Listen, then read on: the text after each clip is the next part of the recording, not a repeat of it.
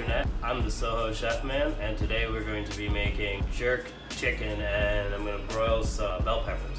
Here we have boneless, skinless chicken thighs I got from Pino's Prime Meat Market at Sullivan and Houston Street. I get the thighs because they give you a little bit more wiggle room before they get dry versus a breast. And then when you take the skin off of it, it's a lot leaner than you may think.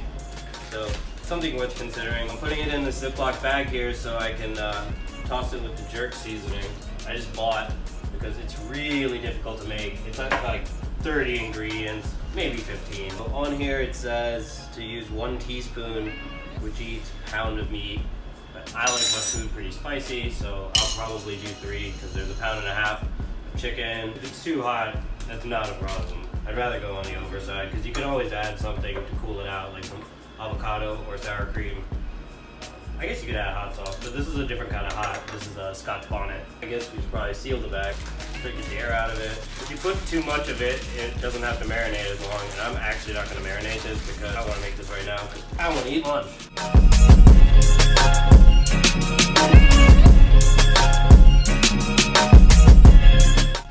Yeah, it seems like a good amount. You know, it's nicely covered. You can see that color on there. It's fantastic. I generally don't think about seasoning the same thing as salting. Salting is a separate step. Large pieces of meat like this, you definitely want to salt them a good amount because you got to think about all of that meat which is not touching the surface, and you can only apply salt to the surface, so it has to carry all the way through. So we have a broiler on as high as we can, a rack in the top section as high as it can go so that the chicken isn't actually touching the heating unit, but you know, as close as possible.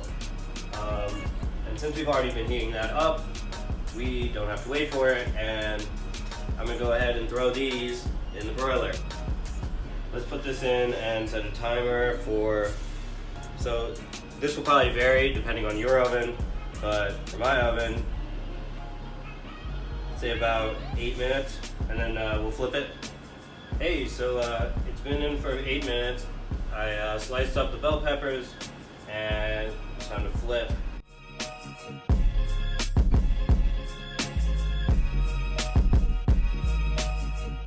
So I'm gonna take some of this red pepper, nice, tasty, and I'm gonna throw it on the red pepper. I know that sounds redundant, but I think it'll be delicious, so let's just give it a shot. Put a little bit of salt on these bell peppers. Let's just make sure that bell peppers aren't covered. That's super important because we are putting it under the broiler, so we actually just want to get these scorched, which would be awesome. I've never done this before, but we'll see what happens. So this is gonna go in for another 8 minutes at 450 top rack. I'll see you guys in 8 minutes. So this is 8 minutes later, and I want you to take a look at what we have here. This looks awesome. This is exactly what I wanted from the scorching effect. Yeah, so at this point, because these are large pieces of meat, it's probably important that you let it rest for about 10 minutes. You can eat this by itself, or you could probably have this with some kind of awesome rice and beans or whatever. That's jerk chicken and scorched bell peppers. Thanks for watching. This is the SohoChefMan. Enjoy your lunch.